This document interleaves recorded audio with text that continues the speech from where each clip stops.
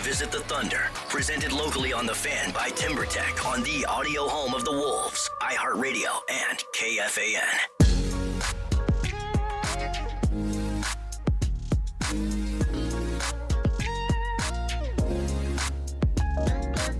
Last year was like a first date that went wrong in just about every way possible. We showed up with the shirt on backwards, mismatched socks. We had bad breath, food in our teeth. The card got declined, so we had to go back to the back and do the dishes. We didn't make a very good first impression, but hey, who could blame them? It had been 20 years since they saw the Western Conference Finals, and getting back in the game, it's hard, man. It ain't easy. But after the way it ended last year, nobody could blame you if you thought we might not get another date. But then the offseason came along. We swiped left on Cat. We swiped right on Julius. We swiped right on Dante. And slowly but surely, we got our game back. After a few months, our Riz had a rebound. We left losing on red and started shacking up with success. And after breaking the hearts of LeBron James and the Los Angeles Lakers and giving the kiss of death to Steph and the Golden State Warriors, the Wolves are back for another date with the Western Conference Finals. And this time, they're looking to go all the way. Hubba, baby. But I ain't talking about freaking. I'm talking about finals, because your Minnesota Timberwolves are just 4 wins away from taking this love train all the way to their first finals berth in franchise history. And by the end of the night, that number could be 3 as the Timberwolves look to play the role of the home wrecker when they go toe-to-toe with the Oklahoma City Thunder on the road in Game 1 of the Western Conference Finals. It's going down in about 60 minutes, and for the next 30, you're in for a good time here at the Pregame Party, presented by Youngstedts, the auto service masters. Book your service appointment today at youngstedts.com. Max Fuller here, a.k.a. Fromeo, a.k.a. Max Jig Johnson, a.k.a. a million other things. And I'm just a wannabe baller, but my partner in crime, he's the real deal. He got a doctorate in dunking on fools. He is the one, the only Dr. Parker Fox. Woo, Let's go, baby. What an intro. What an intro to get us started on what we are going to see as one heck of an NBA series, Western Conference Finals. I don't know if people are really prepared for this series. I think a lot of guys are juiced up. We won, the first series in 5, won the second series in 5. We're flying high right now, but this is a different beast, man. But this is a unit that we are about to face in Oklahoma City. All the odds, all the sports books, everything you look at is favoring this Thunder team. But we not listening. We don't hear that. We don't hear that. We don't hear that. We call me Van Fro, because I just cut the ears off, baby. I can't even hear it. We do not listen to it. We are here to get you hyped up for this Wolves game tonight, Max. It's going to be an intense series. There's going to be a lot of stuff to talk about. But I know you're as fired up as I am right now, aren't you? I'm so fired up. But I don't know. It's like you said, it's such an intense series. Like, 1 second, I'm over here kind of quivering in fear, shaking like some cheeks in a Megan Thee Stallion video. And the next second, I'm hyped up, geeked up like a nerd in math club. I can't. I'm vacillating because this is, obviously we're feeling confident in our Minnesota Timberwolves. Like you said, they've only played 10 games to get to the Western Conference Finals. They've mostly been kind of cruising all the way to the Western Conference Finals. But, man, this is a whole different beast going up against this Oklahoma City Thunder team. And obviously, Parker, we all know they're the number 1 seed in the NBA. In the Western Conference was a dogfight 2 through 10. OKC was up there chilling, up by like 13, 14 games. They've been the standard of excellence throughout the NBA this season. Obviously, we're going to deep dive and we're going to the micro, but in a macro sense, what has made the Thunder so good this season? Yeah, I think you can give the Thunder a lot of credit for what they've done this season, but I think you have to give their front office and their coaching staff a lot of credit for what they've done over the past couple of years. If you go back, even 4 or 5 years ago, you think about some dark days in Oklahoma City. That's Tornado Alley down there. There was some spinners going through down there because what they had going on was not good, but they had a lot of draft picks and they had a lot of power. They still do. And they did some awesome stuff with those draft picks and with that power. They got a guy like Chet Holmgren. Right. They got a guy like Jalen Williams. They went out to the trading block and they got Alex Caruso and Isaiah Hartenstein.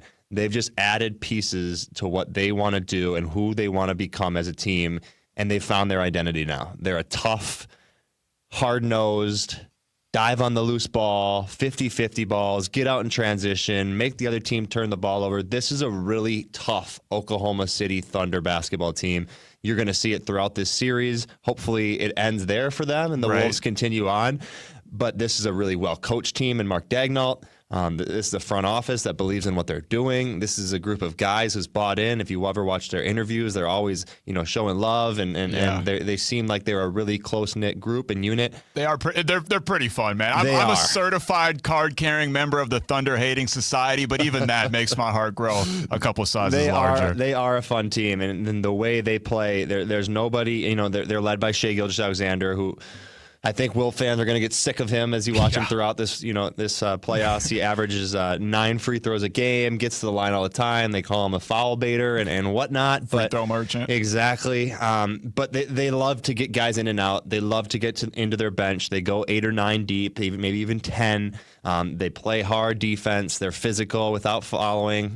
Chris Finch is maybe going to debate that. He made comments after a regular season game about how they foul all the time. And there's the line between fouling and physicality, and in the playoffs that line even thins a little bit more. So if you're the Timberwolves, you have to find a way to play within yourself. Don't let the game be bigger than it is. Don't let refs and fans and crowds get into this because they will. They 100% will. Absolutely. Continue to do what you have done.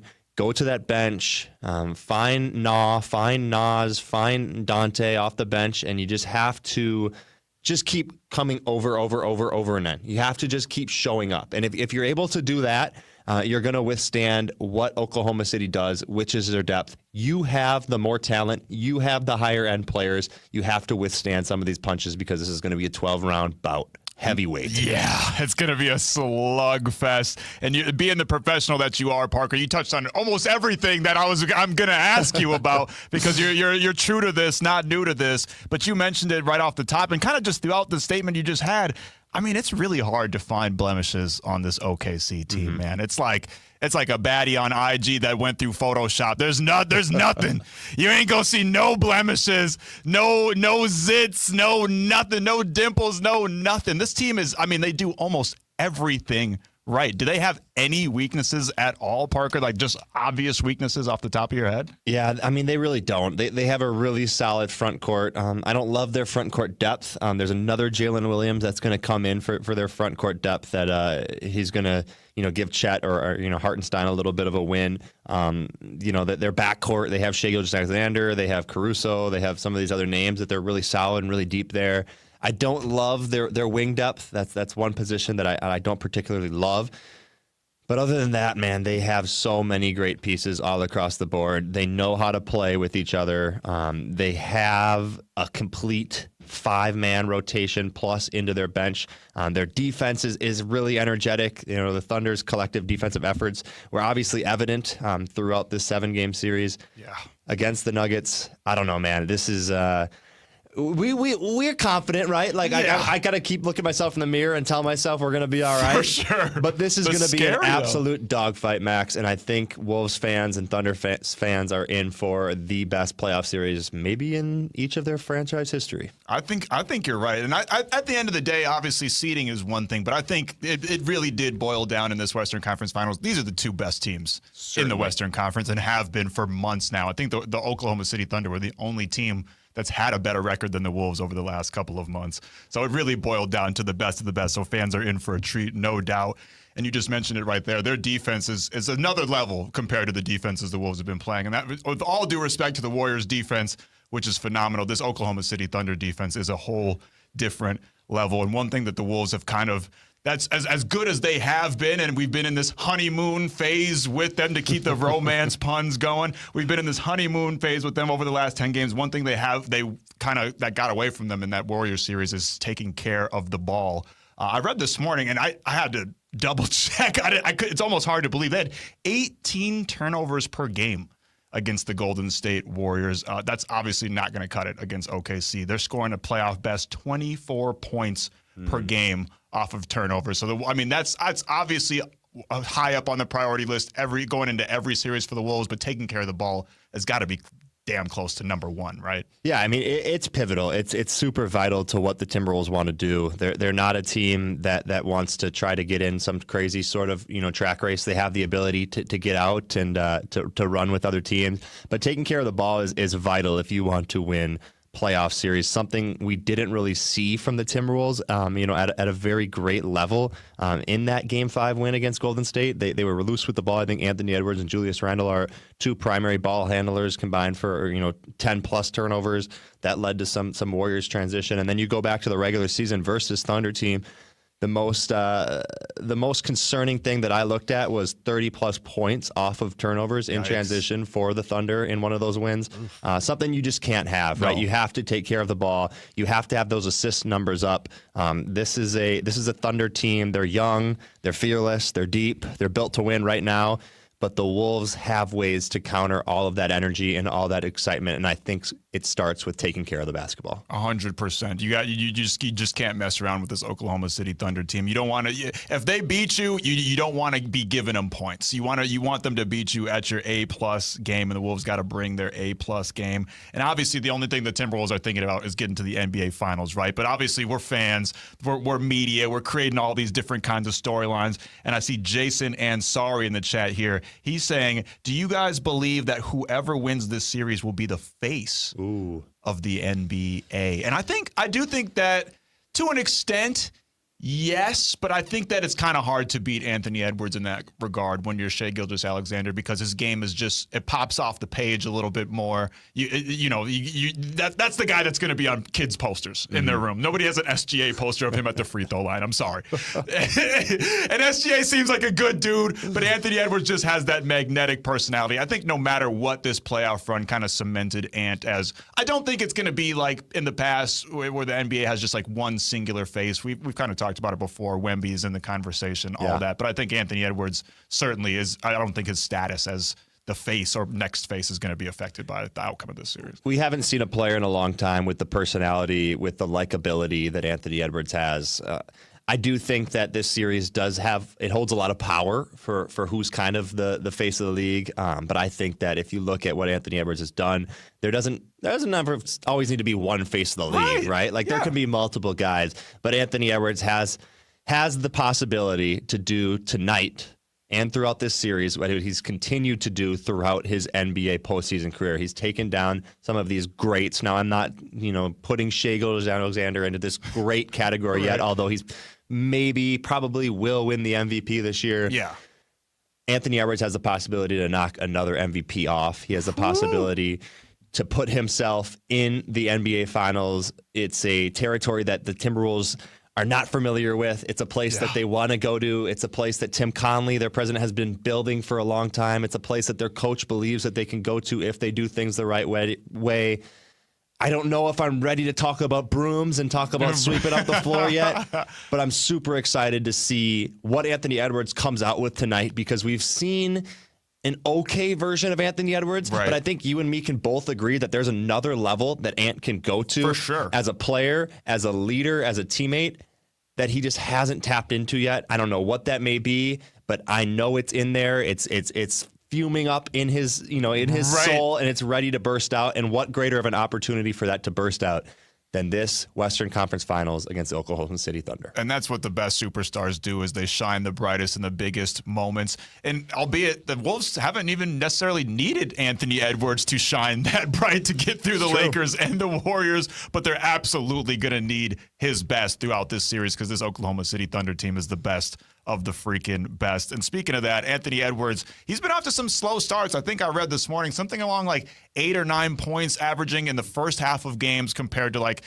I think it was 18 or something like that in the second half of games. So obviously Anthony Edwards kind of taking a little bit to get in a rhythm in these playoff games and get going. But this Oklahoma City Thunder team, I mean, we saw it against the Nuggets, man. They were down by, 10, 11, 12 points. I was damn near texting Abbott like, yo, can your boy go to Denver and do the show out in Denver so I could go to the dispenser? No, I'm just playing. But I was damn near texting asking if I could go to Denver, and then boom, OKC flipped the script, and it was something like a 50-point swing, and they were up by 40 points in the blink of an eye. So this is a team you can't really afford to get off to a slow start against. Anthony Edwards is not just a star. He's the spark plug of a title run. You need a guy like Anthony Edwards to start your engine. I don't know if you know what a spark plug is, Max, but I don't even have my license, so I don't. Yeah, but the good people at Youngstedts who present this, by the way, they probably do. But you need that spark plug to start the car, and you need it to drive you all the way to a finals appearance. Yes, he has a lot of help. Yes, you have Julius Randle, you have Mike Conley, you have all these different kind of guys on this roster. Jaden McDaniels, we can't forget that name. Right. But if you want to bring yourself to an NBA Finals, if you want a chance of hoisting that Larry O'Brien trophy, you need your greatest player, your best player, to be at his best. And Anthony Edwards usually, and we've seen throughout his career, that when his best is asked for, he usually provides. Right. So I think this is going to be a great opportunity for him to show that to Wolves fans tonight and throughout this series. I expect to see the most peak version of Anthony Edwards. Oh, it's going to be freaking special. I can't wait. But obviously the Thunder are going to do everything in their power to not show us that Anthony Edwards that we all know and love. What are you expecting defensively from the Thunder in regards to Anthony Edwards? It's got to be Lou Dort that they're throwing on him, right? Yeah, I would expect to see Lou Dort on him early. Just the physicality, the sheer toughness, the size and strength that Lou Dort possesses is something that's going to make it tough for Anthony Edwards. But nobody can stay in front of Anthony Edwards. So this isn't like it's some sort of, hey, Lou Dort's about to go out there and shut you down. No. That's not going to happen. Anthony Edwards has a first step like I've never seen in the league before. He can go around anybody at any time. Then it becomes your second line of defense. And that's a place that the Thunder have a lot of strengths. Right. They have an elite shot blocker in Chet Holmgren down low. They have a glass cleanup guy in Isaiah Hartenstein. They have pieces down low that are going to make it really difficult for when Anthony Edwards kind of breaks down that first level of defense and gets into the secondary, almost like a running back breaking through that line of scrimmage. And, hey, I'm onto the linebackers. I'm eyeing up Ben Lieber. What play can I make right now? So I expect Ant to obviously, lead with his scoring, but secondarily, be awesome with his playmaking. It's something that we're going to need to see from Ant, and we're going to need guys around him to step up and make shots. Our catch-and-shoot field goal percentage, especially from three, needs to be at a number north of 40 for this Timberwolves team to win this series. Yeah, it's good because the threes just haven't been falling like the way that we've seen them fall for this Wolves team. It's been a huge part of their offense. They were, damn near top 5, top 10 in almost every three-point shooting category. So they're going to need something. They're going to need those threes to drop. And a big part of that is also just some of the bench guys not necessarily playing up to their abilities, to the abilities that we know that they can play at. Dante and Nikhil in particular have kind of struggled throughout the playoffs. Offensively, they both have found other ways to contribute. In particular, Dante has been incredible defensively and just as kind of an emotional leader, kind of as that guy that's like, Ant's, I don't want to say right-hand man because that makes it seem like he's like some type of sidekick or something, but he's a guy in Ant's ear that's helping him figure out the defenses and kind of calming things down. He's been an emotional tone setter, much like Julius Randle has, but we need a little bit more from Dante and Nikhil if we want to win this series, right? Because the Thunder, these Warriors teams and the Lakers teams, forget an X factor. They barely had an A factor, but this Thunder team has got X, Y, Z factors. They got guys that can make a difference out the woo-ha, right? Yeah, the spotlight often shines bright on big names, but it's players like Dante DiVincenzo who really provide that foundation for championship teams, right? Like you have to have guys that come off your bench. You have to have guys that understand what you want to do as a team and where you want to go as a team to be able to kind of stuff that stat sheet. It's not going to be some crazy point scoring. Hey, maybe he gets hot from 3 and hits 5 or 6 in a game. Great. Right. That's awesome. But that's not what we're asking Dante DiVincenzo to do. We're asking him to guard multiple positions. We're asking him to play with his basketball IQ and just have energy and hustle and lead guys to where they need to go, right? Like this is a Wolves team that's so close to where they want to go. All you need to do is just finish this thing out, finish it out. I don't know. We'll talk about how many games we think this Wolves team is going to need to finish it out. but we need the relentless energy off the bench from Dante because he's a guy that you could see on Shai Gilgeous-Alexander for a little bit. I think it's going to primarily be Jaden McDaniels and Nickeil Alexander-Walker.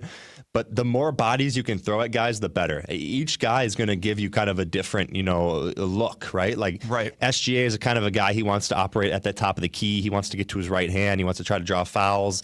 If you find a way to guard without fouling and just throw different bodies at them, I think that really favors the Minnesota Timberwolves. And speaking of defenses, Parker, our audience, you're an elite basketball mind, but we got some elite basketball minds in the audience asking elite basketball questions. Graham Power in the chat says, Parker, how would you attack the zone defenses the Wolves have seen? Seems like Finch had enough time to plan something up. And that's something that I've been kind of reading about throughout these last couple of days building up to this game, is that this OKC team, it loves that zone defense. Yeah, it does. It's an Oklahoma City, Thunder team that wants to play multiple different ways. Actually, I listened to Kevin O'Connell kind of talk about the way the Vikings want to win football games is win different types of football games.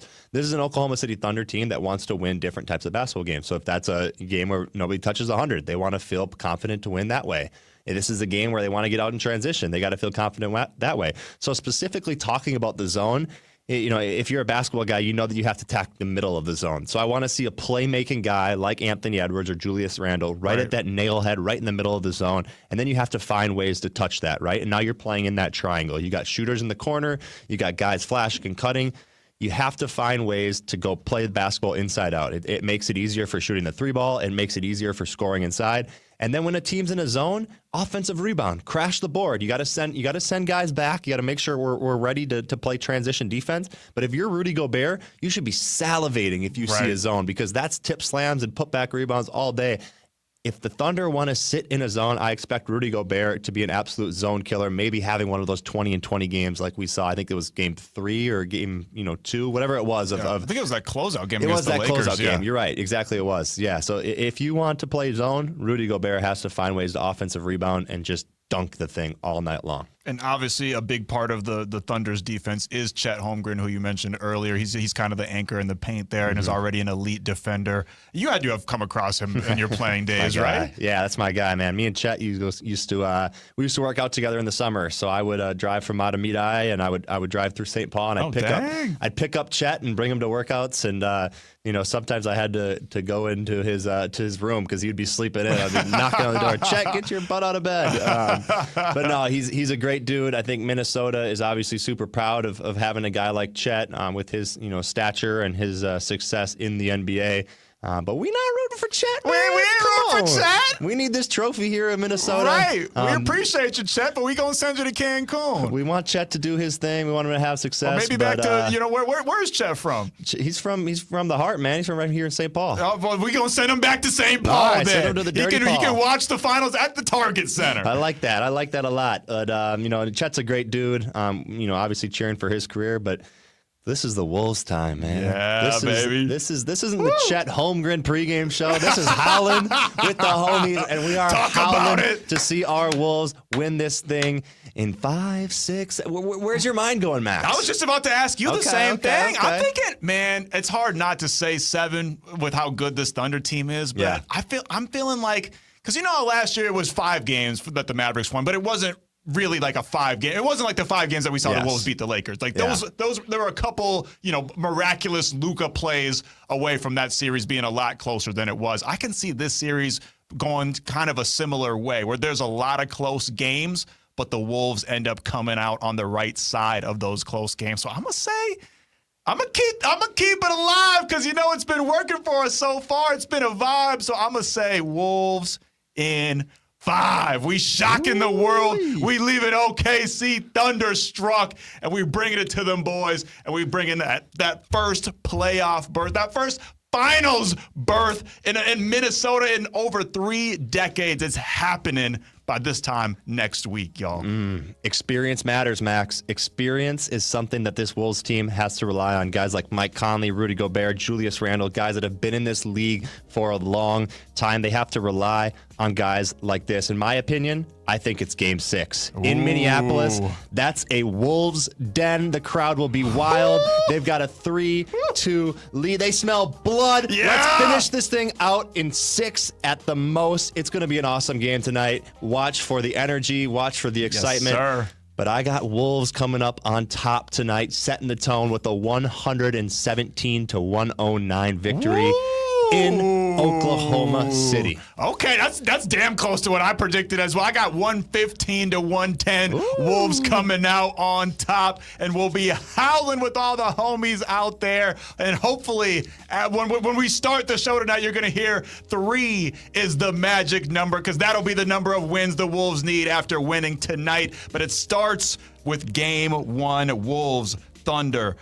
Western Conference Finals going down in Oklahoma City in about a little over a half an hour. We're going to puff pass things on to Cal Soderquist, Al Horton, and the rest of the Wolves Radio Network crew. But we'll howl with all the homies out there after the game. Signing off for Parker Fox, I'm Max Fuller. Go Wolves, baby. Hootie hoo. As Minnesota